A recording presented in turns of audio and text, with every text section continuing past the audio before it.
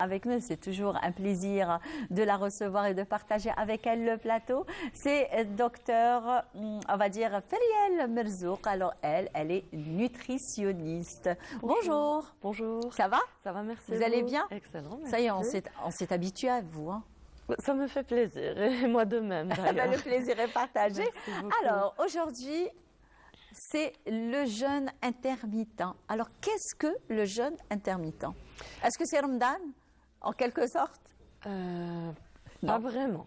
Non. Pas vraiment question timing, mais non plus, non, parce que le mois de Ça n'a rien à Ramadan... voir.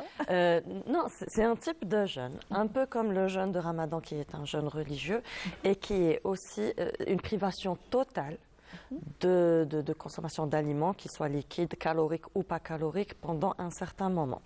Le jeûne intermittent, non, c'est pas tout à fait ça. Alors, il consiste à consommer des aliments, donc caloriques ou peu caloriques, pendant 8 heures et à jeûner pendant 16 heures. Seulement en 16 heures de jeûne, donc on peut consommer par exemple des aliments liquides qui ne sont pas caloriques. Par exemple l'eau, le thé, des infusions, contrairement au mois de Ramadan. Alors non, le café, il vaut mieux l'éviter parce qu'il pousse quand même à la digestion. Ça agit au niveau du foie. Ah, et nous, on essaie justement de détoxifier pendant c'est d'ailleurs sans rôle, d'accord? Oui. Donc, il vaut mieux éviter pendant les heures de jeûne. Très Sinon, pendant les 8 heures, on peut le consommer sans problème. Très bien. Voilà. Alors, le jeûne intermittent, c'est le régime intermittent, c'est que c'est une forme de jeûne intelligent, on va dire. Voilà, programmé et puis assez souple aussi. Parce que justement, comment ça marche? On peut choisir ses heures de jeûne. Justement, j'allais vous poser la question, comment pratiquer le jeûne intermittent? Alors, très bien. On a deux façons, d'accord, de pratiquer le jeûne intermittent. Il y a ceux qui choisissent de commencer donc à manger de 8 heures à 15 heures, donc pour s'arrêter à 16 heures. Parce qu'il faut compter 8 heures dans lesquelles on peut manger et jeûner les 16 heures. Donc on va jeûner de 16 heures jusqu'à 8 heures du matin le lendemain. Très bien, d'accord. C'est une méthode qui est assez efficace dans le sens où on va sauter un repas et du coup on aura un beau résultat si on veut une perte de poids. Bien sûr, et sans avoir faim aussi.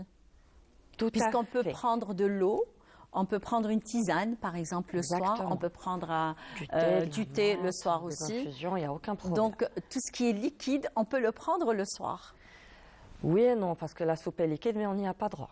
Ah non, moi je veux dire liquide, boisson. Boisson, 0 calories. Voilà. D'accord, donc même pas light, il faut que ce soit vraiment 0 calories pour que ça rentre dans le cadre du jeûne. Très bien.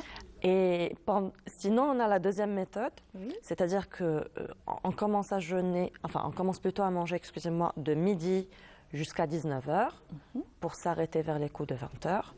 Et à ce moment-là, on jeûne donc de 20 heures jusqu'à midi le lendemain. Très bien. Pour que ça nous fasse les 16 heures. Les 16 heures, très bien, oui. Cette méthode, elle est un peu plus souple, dans le sens où il y a plusieurs personnes qui ont l'habitude de sauter le petit déjeuner. Effectivement, oui. Donc, elles vont être assez occupées, elles ne vont pas vraiment sentir. Elles vont prendre que du thé le matin. Moi, personnellement, j'ai l'habitude de prendre que du café le matin, seul. Rien, je ne mange rien le matin. Et je peux ne pas manger le midi, parce que je n'ai pas faim, généralement. Peut-être que j'ai pris l'habitude. C'est plus ça. Voilà. Mais heureusement pour moi, d'ailleurs. Non, c'est pas une méthode que je recommande. recommande. Mais même le soir, je prends une soupe de légumes. C'est toujours une soupe de légumes avec une salade, ou alors tagine, ou alors, bien sûr, pas très gras, pas trop... Pas trop lourd. Non, avec une petite assiette, comme ça. On a réduit les assiettes. C'est ma sœur qui me l'a fait. D'accord. Franchement, c'est ma sœur. C'est ma sœur qui fait la nutritionniste à la maison. On la salue, alors. Merci. Donc, oui, vous pouvez, c'est pas un problème. En fait, dans le jeûne intermittent, l'avantage, c'est que on va donc condenser en ces 8 heures ce que vous avez l'habitude de manger pendant toute la journée. D'accord. Donc, pour la première méthode, quand on commence le petit déjeuner, donc on prend le petit déj. Et, par exemple, on va avoir un quota de 1800 calories. Donc c'est 1800 calories qu'on va répartir durant ces 8 heures. Très bien. D'accord? Donc le petit déjeuner, par exemple, on va avoir le café ou le thé. Bon, ça dépend, hein. Après, il y a ceux qui préfèrent prendre un brunch le matin. Oui. Donc c'est vraiment du cas par cas, mais on va prendre le modèle le plus conventionnel qui est le café, hein, le fameux café au lait avec un ou deux petits gâteaux secs. À midi, on va prendre le déjeuner. Donc il va y avoir des protéines, des légumes, des céréales, pourquoi pas, complètes de préférence, une bonne source de gras, d'accord? Donc ça peut être, généralement c'est de l'huile d'olive ou bien des oléagineux, un fruit et un produit laitier. D'accord, donc fromage, yaourt, etc. Et puis à 15 heures, là on peut jouer. Bien sûr, 0%, le fromage, le yaourt, etc. Ou alors on peut un autre produit. Tout dépend de votre objectif. Très bien. Si vous le faites pour une perte de poids, donc on va avoir un déficit calorique, donc il vaut mieux éviter tout ce qui est gras, donc on va agir vers le 0%, enfin voilà, 0% matière grasse ou bien 3 à 4. Hein. Minimiser le maximum, voilà, le taux de matière grasse.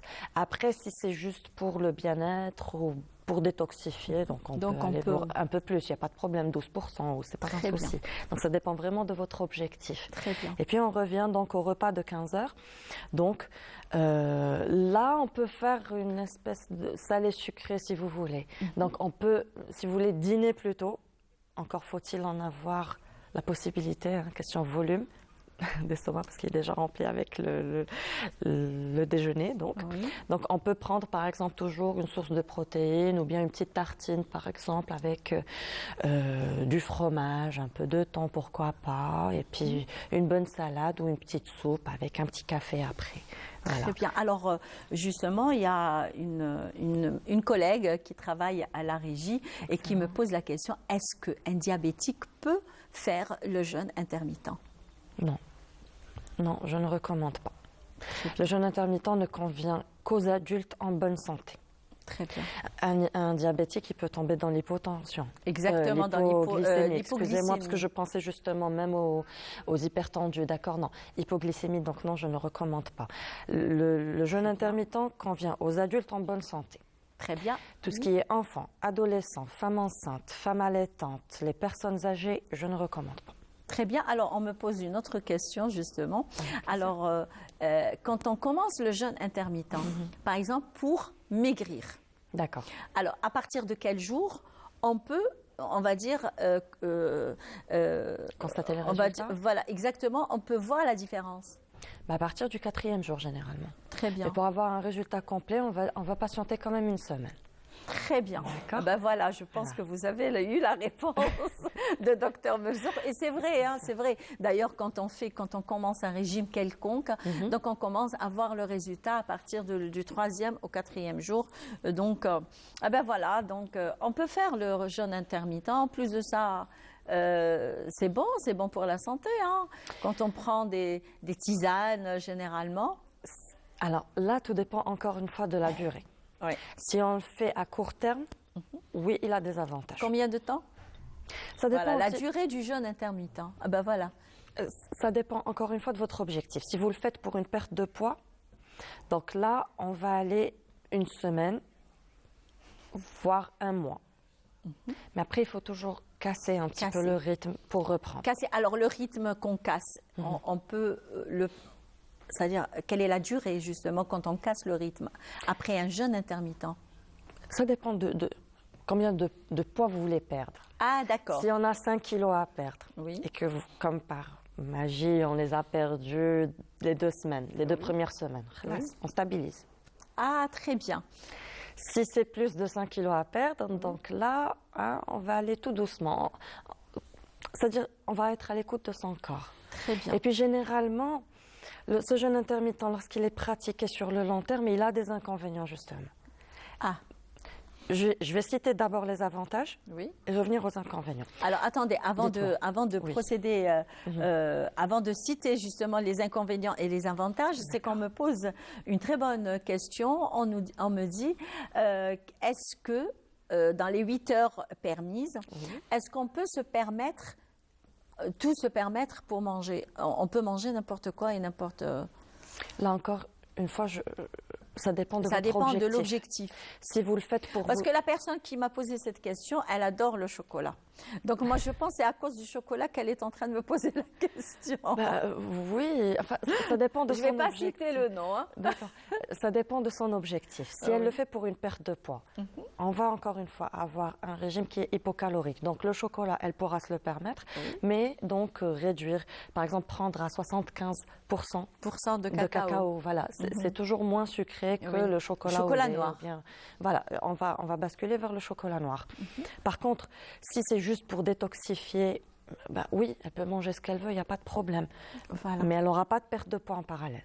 Ah ben voilà. Donc à vous de choisir. Tout à fait. Le chocolat, Ou prendre ce que vous voulez, ou perdre du poids et faire la taille 36. C'est ça. Non, pas 36. Voilà, un 38-40, c'est déjà bien. Un 38-40, c'est déjà bien. Il ne faut pas dépasser les 40. Hein. Voilà, il faut idéalement. faire attention. Voilà.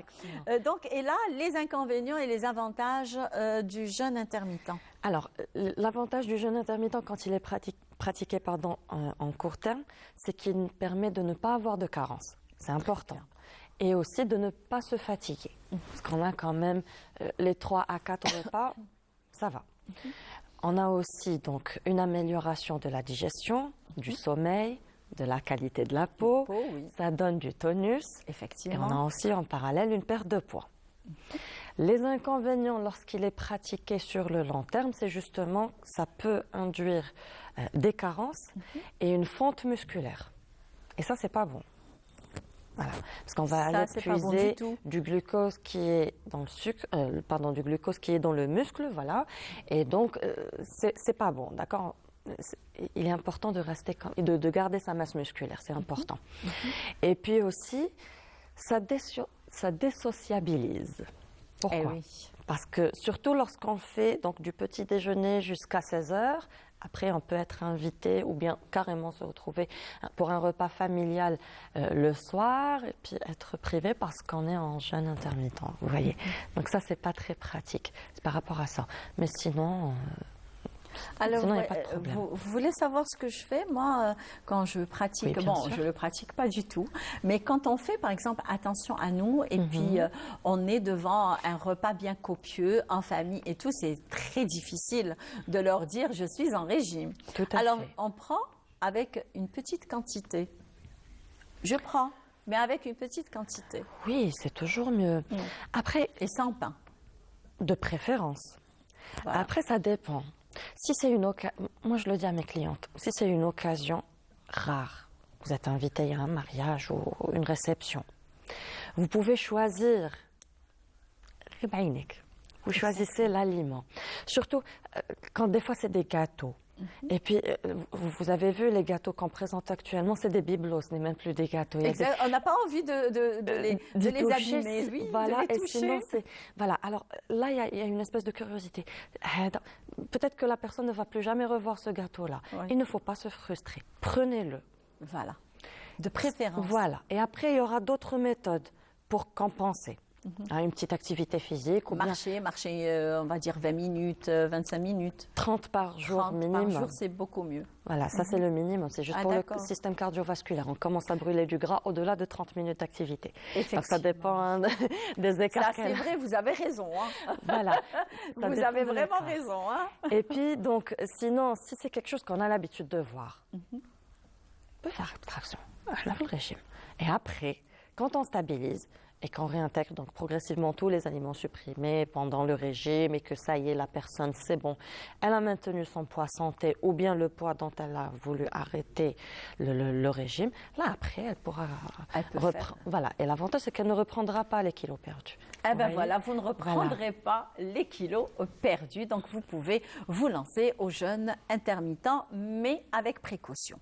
Tout à fait. Voilà. Tout à fait. Très bien. Merci beaucoup, Feriel Mesur. C'est un plaisir. Eh bien, à la prochaine fois avec un autre sujet. Pourquoi pas la stabilisation? D'ailleurs, je propose dès maintenant. Eh bien voilà, la stabilisation. D'accord. La semaine prochaine? Très bien. Comme quand je suis. مرحبا مرحبا بينا عندك. Merci Très beaucoup. bien. Avec Merci beaucoup. plaisir. Alors, on vous offre une très belle chanson en solidarité avec le peuple palestinien. Mais avant cela, alors je tiens